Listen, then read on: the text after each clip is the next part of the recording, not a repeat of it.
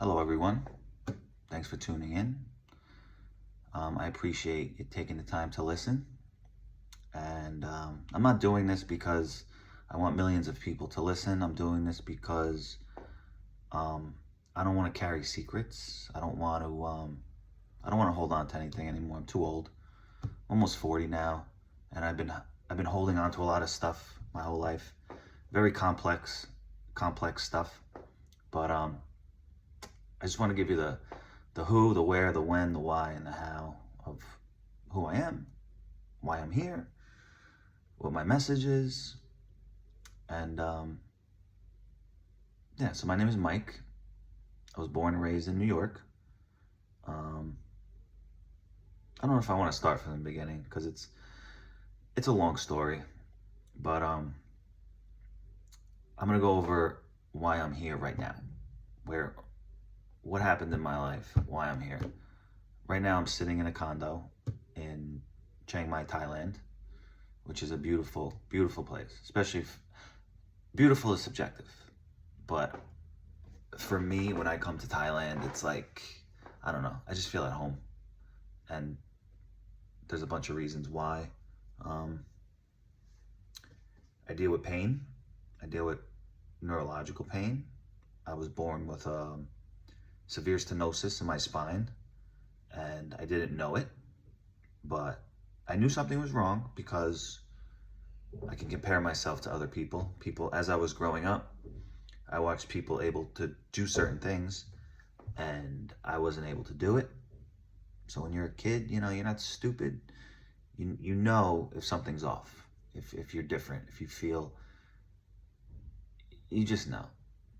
Like I could, for instance, I played baseball, and my team could run 10 laps, 12 laps around the track, which was like a quarter mile. And I couldn't run one. I could barely run a half, to be honest. I mean, I could get to a half, but it was a lot. So internally, I felt like I was weighed down, like I was weighed, like I weighed 500 pounds, but I didn't. I was actually thin in high school. But when I started to run, I would feel just burning down my spine, in my legs, and like I vividly remember just my team getting farther and farther away. Like I'm trying to catch my breath, I'm burning, my legs are burning. Inside, I'm like, don't be a pussy. Your team's counting on you. Keep going. This is the message my brain was sending to my body. And my body was saying, go fuck yourself. I'm not doing it. And it all comes down to this problem right here. This whole spinal cord in us, our brain and our spine, that's the real core. People talk about like your abs and your obliques. Your spine and your brain, that's the real core of your being. It controls how you see things, how you hear things, how you taste things, how your muscles contract, how your digestive system works, how your heart rate functions. There's so many like things that the brain and spine control. And it's so mine was not functioning right. I wasn't completely disabled to the point where I was in a wheelchair, but if you think of it like your spine is a 4-lane highway, right? 3 of my 4 lanes were shut down. It was severe. It was very severe. So I was still getting juice. It's like your cell phone. If it's plugged in and your dog's chewing on it, you're still getting juice, but you're not functioning properly. You're not functioning the way you should. So, you know, everything was working, just not like it should. And so yeah, my brain would call out commands to my body, and my body would say, no, I'm good. I'm good with that. Thank you. And so as I got older, and another thing too, not only did it affect me like physically, but cognitively as well. Like I couldn't pay attention in school. And I'm not stupid. I was never a stupid person. I couldn't pay attention. And I always had trouble sleeping at night. And I would end up sleeping in class, sleeping in the day. For some reason, the daytime, I was always tired, and at night I could never sleep. And yeah, so then you get into high school, you start getting into relationships, and I was always very insecure because I didn't know how I was gonna feel on a day-to-day basis. If it's Wednesday, I might feel great, and my relationship is awesome. I feel good, I'm happy, and if I'm having a bad day where I was just not feeling right, I was insecure because I didn't know. That's the definition of insecure. You don't know what's going to happen day to day. It's like, I can make plans for Thursday, but when Thursday comes, I'm laid out, and that's it. Like, I can't, it's out of my control. But yeah, it affected my relationships. It affected my behavior. Like, one of my favorite comedians, Jim Jeffries, he says, the thing about crazy people is they don't know they're crazy. That's what makes them crazy. And it's true. It's like everybody thinks they can always see things from their perspective. And I'm the same way. Like, I went to school in college. I went to college for a few weeks in Florida, South Florida. And that was a no-brainer because every winter my pain would get worse and I would go to Florida and I'd feel better. So I'm like, yeah, I'm going to go somewhere where, I'm more comfortable and I feel better. And like, I would ask people, I would say, like, aren't you in pain in the winter? Like, doesn't the winter hurt you? And they would be like, no, not really, not at all. And I'm like, that's weird because it hurts me. So therefore it must hurt everybody else, right? But everybody's different. Everybody's different. So, I tried the college thing. I couldn't get past 3 weeks. I mean, to be honest, I couldn't get past 4 years of high school. Out of 4 years of high school, I was expelled for 2 years. The administration said, your son is such a piece of shit. We will pay a tutor to just keep him away from the other kids. Like, over there, put him over there. And that was my first year, my freshman year. And then I got expelled my junior year for the whole year. And got arrested twice in high school. Got arrested, I think, 5 times altogether in my life. But when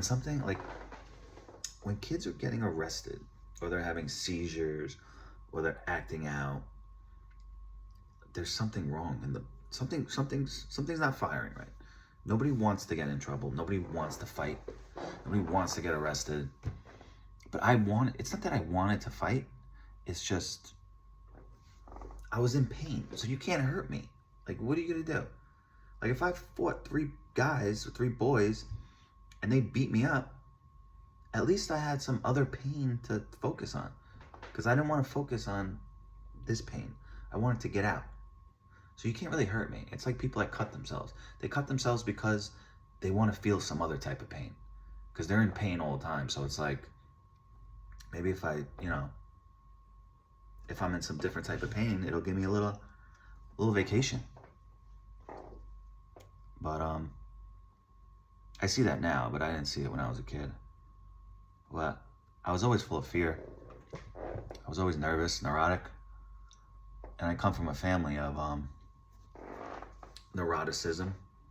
And it's probably no coincidence that I come from a family that suffers from addiction, alcoholism.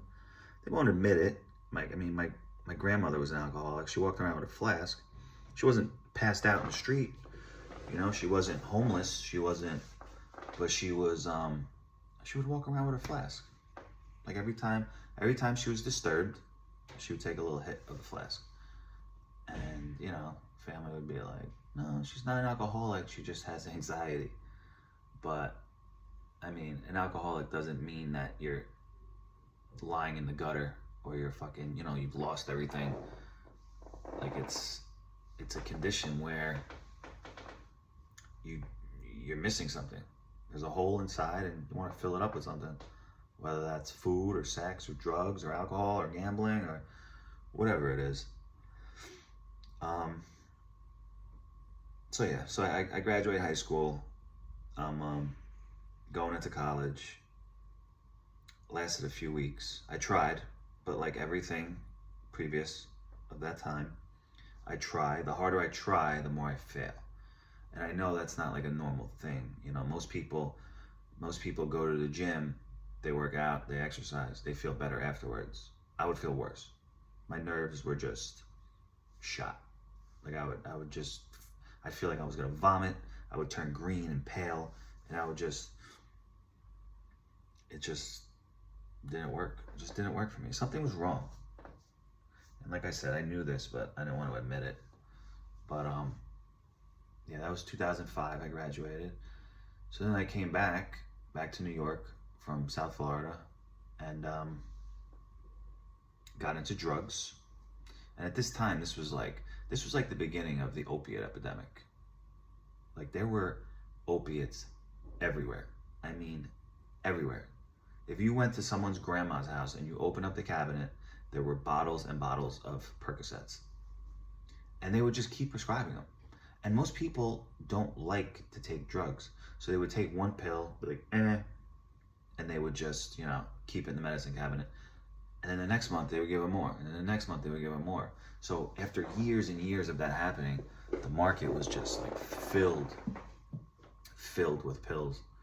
And yeah, I remember when I took painkillers, like I started off taking just a half, and I felt like I could pretend to be normal. Like I was comfortable. I wasn't in as much pain. I could work part-time, a few days here and there. And I just felt normal. I could have sex without being in pain. And I couldn't even finish having sex. Just the act of it was enough to make me feel like a normal person. Like just, like this is what people are supposed to be doing. And so yeah, that's when my addiction didn't start then. I was born an addict. I was born with a spinal problem, but I was also born an addict. It was like, I don't know, if I wasn't injured, would have I became an addict? I don't know. But it definitely, didn't help. It definitely didn't help. And yeah, I was too young to be going to programs or even thinking about like AA or anything like that. I go now, and like when I see a kid that comes in that's like 21, I'm like, damn, like good for you, bro. Like that's, most of the time they're forced. It's court ordered or mandated but I was just too stupid at that age. Like nobody's gonna tell me what to do. I'm an American addict. You're not telling me what to do, okay? But yeah, so then I was getting by, faking it, putting on my mask every day and pretending to be normal. And I was always like, it's like this. I was always the funny one, the outgoing one. Like I would put on my mask and I would go out, and my whole goal was to make people think that you're happy and you got everything put together, and that wasn't the case. But luckily I worked in the restaurant business. I want to talk about the restaurant business for a little bit, because it's changed a lot over the years. But actually, you know what? I'm gonna save that for a different day. So yeah, started getting into the restaurant business. It was good because I could work 3 days, do drugs, make $2,000. This is in 2010. I can make $2,000 in 3 days cash, and I can go to work. I could be around beautiful girls. I could do drugs. I could drink. I could have a pocket full of cash. It was at the time, I thought I was living, but it always starts off good. Like it's that first thought you have using, drinking, partying, sex, like it's always a good experience because it's the first time. And it starts off like that. You're doing it for fun, and then it becomes you have to do it. You have no choice. And then it becomes, after that, it becomes I just want to die. Like I just want to keep doing drugs until One day, hopefully I don't wake up. But from, 20s to early 30s was just spent doing drugs, making some money, and not knowing what was going on. Because I dealt with a lot of this issue caused other issues. Like I had shingles twice. Like I spent years going to doctors, specialists, trying to figure out what was wrong. But the problem was here, but it was affecting everything from the head down, the neck down. So I was basically just a fucking head, just like a walking, talking head. Because it was, it would cause shooting down my elbow and my hips, and they would take an MRI of my elbow, and they'd be like, "No, you're fine. Everything's fine." And the medical community, I have a lot of resentments. I had a lot of resentments against, because I've dealt with some bad doctors. Doctors are like people. Like there's good ones and there's bad ones. But I've always put them on like this high pedestal that like doctors know everything and that's the end all. That's what it is. The doctors, they know everything. But that's not true. And most of the doctors I went to were compassionate and they knew something was wrong. But I came across a couple doctors that one just thought I was trying to get drugs out of them, which wasn't true. I wanted a solution so I could stop taking drugs. And the other one just told me, "You're just making it up. It's all in your head." And it's weird that like I could see 10 doctors, right? 9 of them are great. One of them's an asshole. The one asshole is the one that sticks in my mind. I don't know why that is, but it's just interesting. But the best doctor that I've come across, he also sticks out in my mind. He was an orthopedic specialist, and he actually, went through my history and gave me a full examination. He didn't just look at the blood tests and the numbers. He actually thought outside the box. And the good thing about New York too, you come across the best doctors because it's just experience. They see so many people every day. The more people you see, the more conditions you see, the more symptoms you see, the more you just become, it's like anything. The more you do something, the better you get at it. And I remember going to the doctor with my girlfriend at the time, and full examination and history, and he left with the physician's assistant, and they come back in, and he says, "You're nervous, there's something wrong with your nervous system, you have fibromyalgia. We don't know much about it. It's a neurological phenomenon, and there's no cure." And I'm like, bro, like, I don't want to hear that. I don't want to hear that. Like, let's do it again. Like, come in the room again and give me some good news. But I hated him for giving me bad news at the time. But looking back, he was very professional. He was very professional. He was a good man too.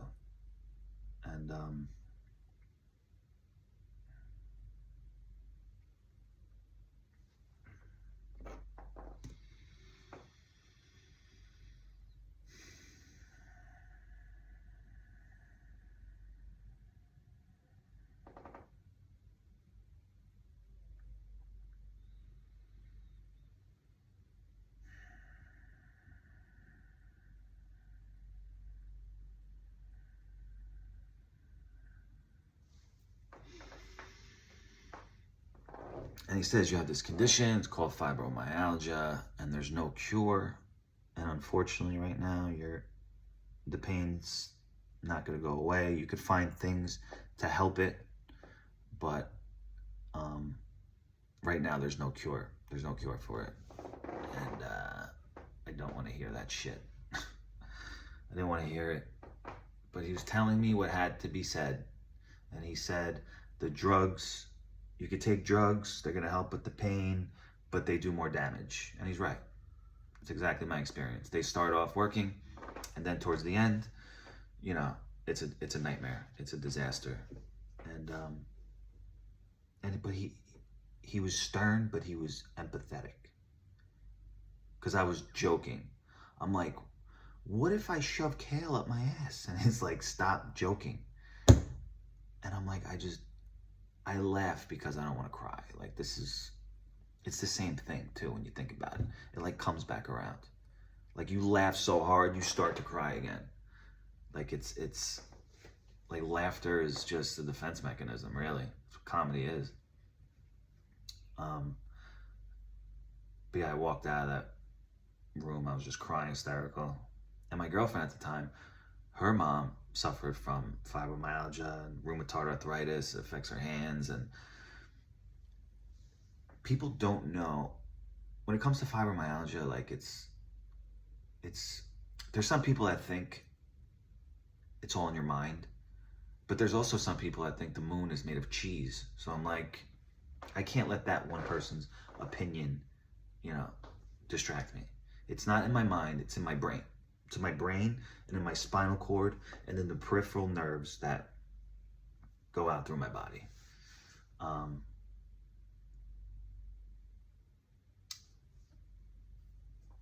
Yeah, but he's a good man. That's all you can ask for in a doctor. Just listen to me. The worst thing you could do is tell me that I'm making it up, okay? Because I have trouble working. I have trouble sleeping. I can't have sex. I can't go to the gym. Try me. Go ahead. I don't want to live. I don't want to live. If you fuck with me to the point, if you keep pushing me to that point, I will kill us both. And I know that's crazy to think about, but when you live in a body that's broken, death is not the worst thing. You start thinking of, people are like, why are you so morbid? Because to me, like, if you're suffering constantly, death isn't the worst thing. Living is worse. Living is harder than dying. But it's not normal. It's not normal. I know it's not normal thinking, but it's also not normal to be suffering constantly. Like an animal in the wild, if he gets his neck bit by a tiger, that's it. Like, there's no one coming to save him. He doesn't have, he's what's for lunch. He's what's for dinner. He's done. Either he can't feed himself or he's gonna get eaten. And that's like the natural order of things. But when you're a human and you suffer, it's like, what now? What do I do? Like, how do you continue to go on? And I think that's what faith is. Like, faith is the energy to push you forward. And that's why animals don't go to church. They don't need God. They don't need religion. They don't need Hinduism or spirituality or Buddhism. They're just, they're gone. That's it. But that day when I got diagnosed with fibromyalgia, it was the best and worst day of my life. It was the worst day because I had doctors telling me that you're gonna have to live with this forever. And, to me that's unacceptable. But you have to accept it because your pain will get worse. If you don't accept it, your pain will get much worse. But it was also the best day because I knew it wasn't in my mind. Like, I knew that. But I would second guess myself. I would say, maybe it is in your mind. Maybe you're making this up. Maybe this is, some stored trauma that's causing these neurological problems. But I knew that wasn't that. It didn't help. Having emotional problems makes your physical pain worse. But if you have brain damage or spinal cord damage, like, it's not that. It's, of course, I'm emotionally disturbed. I'm not healthy. It's very hard to be happy if you're not healthy. Like, it's all connected. Your brain, your body, your mind, your spirit, it's all connected. But yeah, after that I started, I was always looking for things to help. And that's the reason why I'm in Thailand right now, because the only stuff that helped without horrible side effects were all the Eastern remedies. The acupuncture, the yoga, the spices, turmeric, ginger, the herbs, like all the Asian stuff, they're very smart. Like if you look up the highest IQs in the world, they're all in this part of the world. Not the Thais. The Thais are like American. They're just fucking stupid. They like to have fun. Just fucking drink and fight each other, box. But that's why I'm here. I mean, that's because the stuff that helps me. I go to an acupuncturist. She's amazing. Young lady too. She's probably like my age. And she's like a wizard. She's a healer. Some certain people only see the physical. They only see the flesh, the bones, the blood, the clothes. But we have this whole electrical system underneath us that it's just as important. It's just as important as the physical. That's but some people don't see it. They can only see with their eyes or their ears. But they can't feel, That's why I do believe in God. I never believed in God. I grew up Catholic, but I thought if there was a God, he must hate me. But I do now. I do believe, because I have to. I have no choice. I have to. If I'm not believing in God, I'm believing in my ego. And it's weird because those are 2 3-letter words that both have O and G in it. Go. Find that pretty interesting. But the more I worry about myself and my pain and my plans, the more pain I'm in. And the more I have a dialogue with a higher power, the better I feel. I just feel like my cells could calm down, relax. I mean, I'm still in pain and I'm still limited, but if you accept it, it's like you could take a deep breath, And I have to surrender 100%. It can't be 99%. It has to be 100%. God is everything or he is nothing. And that's what I have to tattoo in my brain, because my brain has been tattooed. God hates you. World sucks. Everything's morbid. Everybody sucks. People are pieces of shit. Blah, blah, blah. And on the other side of that, you're like, people are good. People, they have good intentions. And the ones that don't, pray for them or try to help them, because it's good for you. It's better for you. Like, people help each other because it's good for them. Like, it's good for your spirit. I'm in Thailand, the land of smiles. That's what it's called.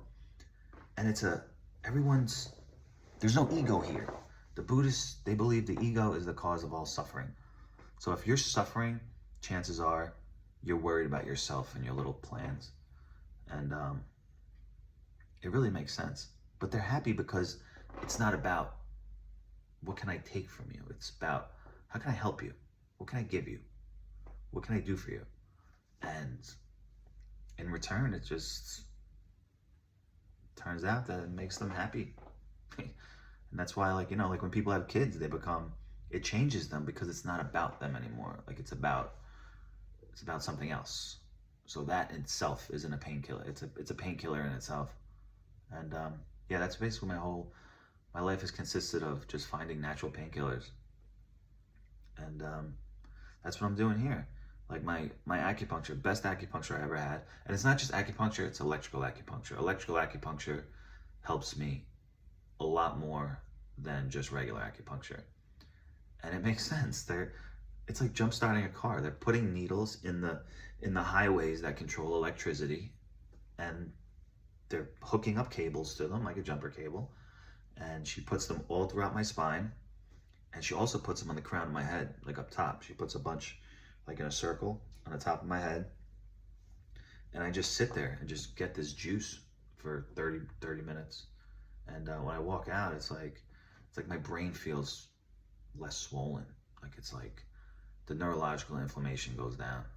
And it's like you could see again, you could hear again, but it costs $15. It costs 500 baht here. That's what 500 baht, $15.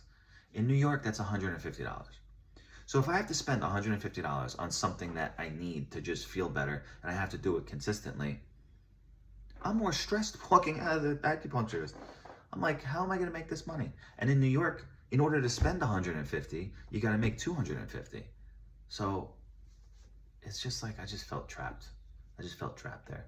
So it's between the warm weather here, the diet of spices and herbs and no bread and no cheese, the swimming, the yoga, the acupuncture, the people, the vibe, the cost of living. Like it's just easier. It's just easier for me to be here. But yeah, fast forward a little bit. Things did end up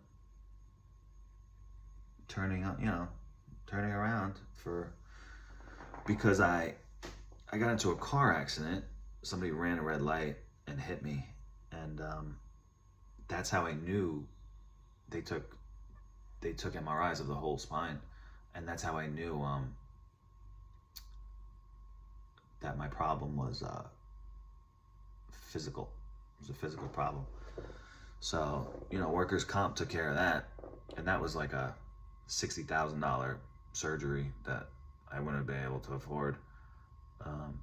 So I got that for free, and I did feel better after the surgery, but my brain still remembers the pain. Like I was born dysfunctional. So like when my ex-girlfriends would be like, "Why can't you be normal?" Like, I don't know what that means. Like, no entiendo. I don't know what normal means. Like, I was born in a broken body.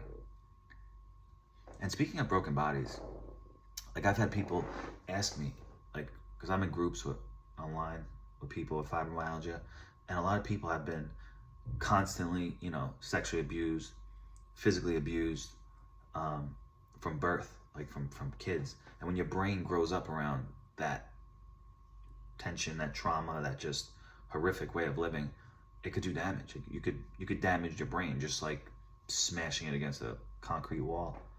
But I've had people ask me, "Were you abused as a kid?" And I'm like, I had the best family and friends you can ever ask for. Like, everybody was so supportive, always helped me, no questions asked. Like, I was so lucky. But I did grow up in a broken home. Not the physical walls of the home and the people in the home, but my body is my home. That's like my real home. And my body was broken. So yes, I did grow up in a broken home. Now that I think about it. And it does make sense. It does make sense why, my brain just blew a fuse one day. That was it. It was tired. It was calling out to my body. My brain was saying, "Body, where are you?" And my spine was just closed for business. And eventually it got tired, and one day it just burst. And that was it. I also had seizures. Speaking of bursting, I've also had seizures too, which I'm sure had something to do with my spinal cord. And I would have seizures when I pushed myself. There was one time I was playing basketball, and I had a seizure. My friend Quasi's like, "That's it. I'm not playing basketball with him anymore." Everyone's like, "If he's in, I'm out." And I'm like, shit. Like, I tried. What are you gonna do? But yeah, today I'm happy, and I'm content right now. Today is a good day for me. And it could be a bunch of different reasons. I'm taking this new medication called low-dose naltrexone, and it's actually, I've felt it working the last couple days. I felt less pressure in my skull. I felt more fluid in my body. Like, I can, just less pressure overall. So I'm crossing my fingers, and I'll get into another video about low-dose naltrexone because it's very fascinating, and it just shows you how smart the body is, the brain and body, like how complex, but how amazing it is, how it works. But yeah, in between that time, I started going into AA, and it's helped tremendously. It's helped. There's just something about AA. It's not even AA. It's just the 12 steps of recovery. Whether it's for chronic pain or alcoholism or addiction or sex or social media or whatever it is, it's very fascinating how it works. But today is a good day for me, and I want to see what tomorrow brings, which is, I haven't felt like that in a while. But yeah, I'm going to continue, hopefully. I'm going to continue to find out what works and, put in the stuff that works and take out the stuff that doesn't. And yeah, I just want to be happy and healthy. That's it. Everything else is a bonus. I promise you, I promise. Whether you have bills to pay, whether you have fear of missing out, whatever it is, I promise you, your health, if you're healthy, you're rich. If you're healthy, if your lungs work and your heart works and your brain works, you're rich. Because it's not always going to work. And hopefully you get as many days as possible where you're at your best. But yeah, health is wealth, man. So I've been talking shit by myself like a homeless man for 36 minutes. So yeah, peace and love to everybody. Not just for you, but for everybody. For me too. Take care.